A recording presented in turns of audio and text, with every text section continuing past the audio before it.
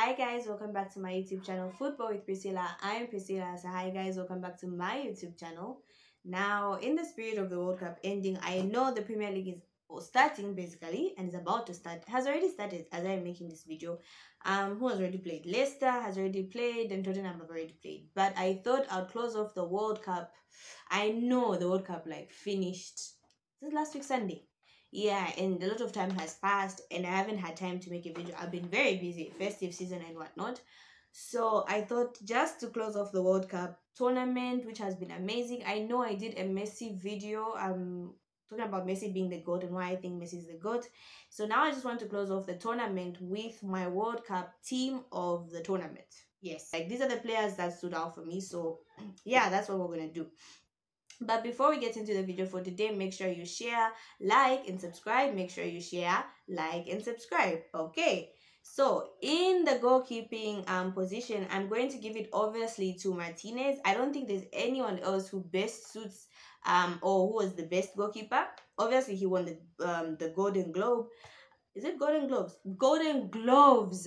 I was watching some Golden Globe issue. That's why I had the Golden Globe in my mind. But yes, he won the Golden Gloves.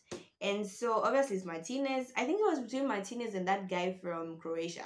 But no, I think Martinez wins it. Obviously, we saw how he performed when it comes to the penalties. We saw how he performed just in general. There was that 120th save that I think actually saved Argentina when it was 3-3. If that guy had scored, it would have been 4-3 and France would have won the World Cup and I would have been dying because all the Ronaldo fanboys would have attacked me. So thank you, Martinez, for allowing us Messi fans to have the last laugh.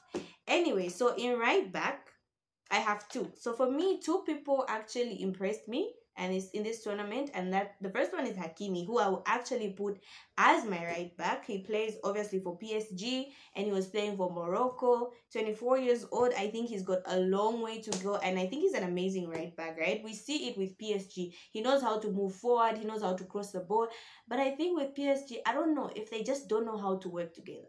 Or is it because he's playing at Lionel Messi's side, and so if Hakimi goes forward, you don't expect Messi to go back and defend or like to, try and stop anyone from Hakimi's side attacking PSG. So like you don't really see Hakimi's impact at PSG, but we literally saw it very well when he was playing for Morocco. So right back Hakimi. The other option for right back was for me Molina. For me, I just think he was amazing. I don't know why people don't mention or are not talking about Molina in that Argentine team. I think he played well, so I'd put him on the right. Like if Hakimi is injured, I'll put Molina there. I was just impressed with how he was going forward, and correct me if I remember, I think he actually scored a goal, but I liked Molina on that side. He at least tried and managed to keep his player, which was Kylian Mbappe against France, a bit quiet. So I'd give it to Molina. Molina is also 24 years old and he plays for Atletico Madrid. So these are young players that have like a promising time. The other then on the so this is on the defenders, I picked Romero. Right on the right side of the defense, I put Romero.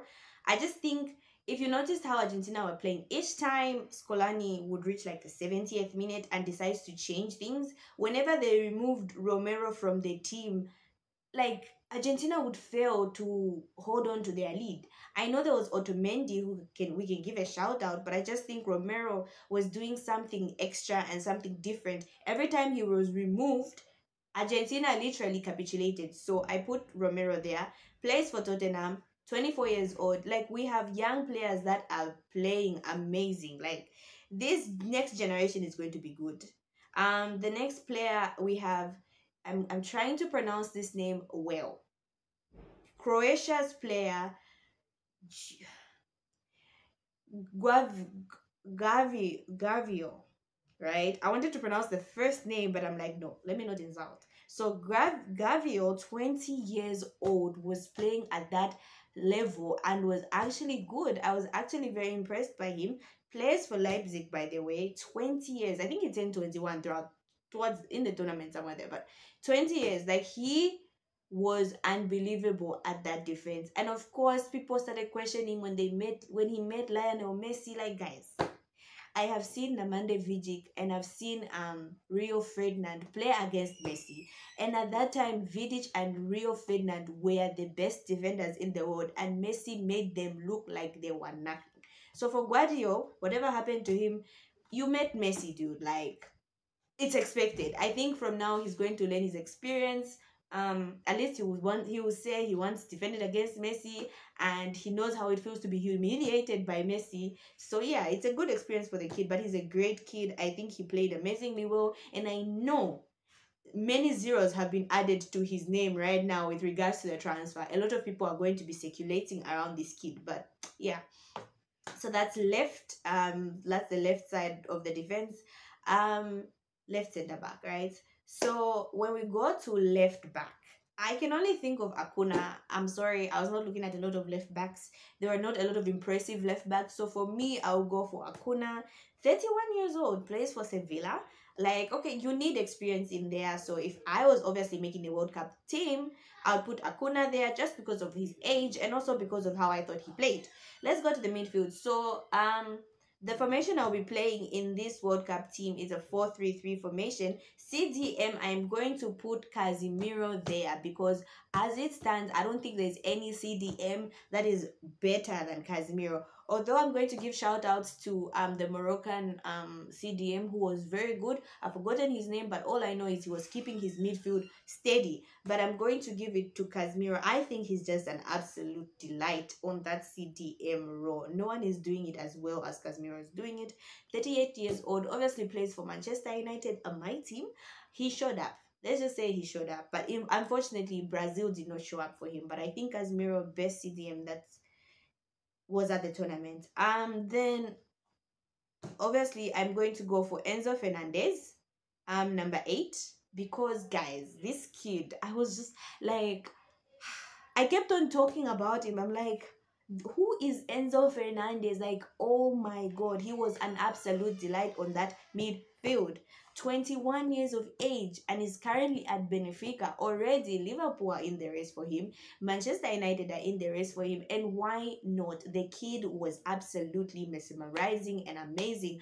I think he was also one of the great keys that Argentina had to actually win this tournament, because him, McAllister played extremely well. So yeah, Enzo Fernandez for me, number 8. Number 10, I'll give it to Bruno Fernandes, obviously. I don't know why a lot of people are not talking about Bruno. He was producing numbers with Portugal. Just because it's not Ronaldo, they're not going to talk about Bruno. But I think Bruno played well in this tournament. Unfortunately, Portugal left a little too soon. But I think Bruno, if they had to go through, Bruno would have been one of the big catalysts for him going forward.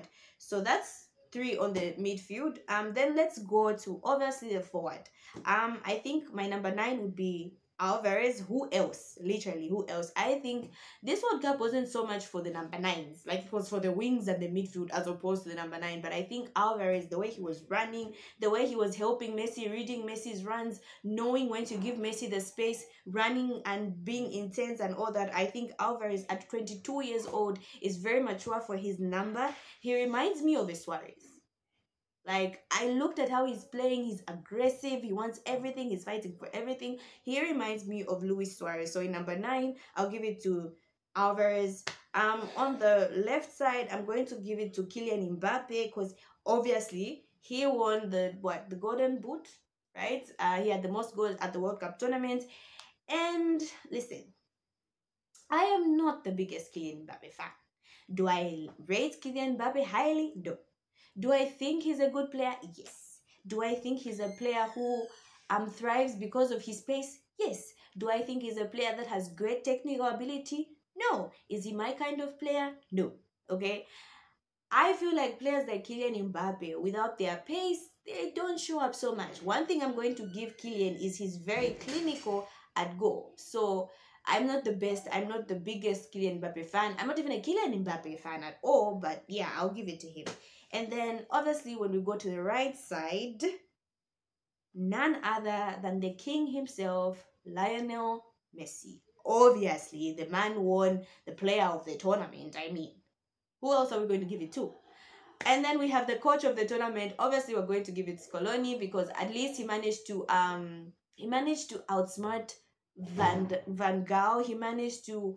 Uh, um um he managed to get a team like Argentina. If you look at Argentina, the Argentine team, they had players from Benfica, Brighton, Sevilla, Atletico Madrid, not the biggest club names you think about. I mean, if you give someone the Argentine the team sheet and tell them who do you know, they literally all know Messi there. Maybe a little bit of Alvarez, but even I didn't know Alvarez because of Haaland. Maybe Martinez. Who else would they know? And Di Maria. The rest we don't know. Like McAllister, I didn't know he was from Brighton. I don't even know what McAllister, the name itself, is doing in Argentina because you don't hear like it sounds so English. So yeah, so I think we give it to Scloni as the coach. He was amazing in this tournament. Apologies, my dogs are barking. So that is my World Cup team of the tournament. We're playing a 4-3-3, and if we had this team, imagine going towards to more World Cups. We would win every World Cup that would be coming if we actually played this team. So that's all I had for you guys today. Thank you so much, guys, for watching.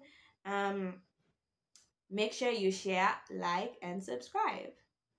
Bye.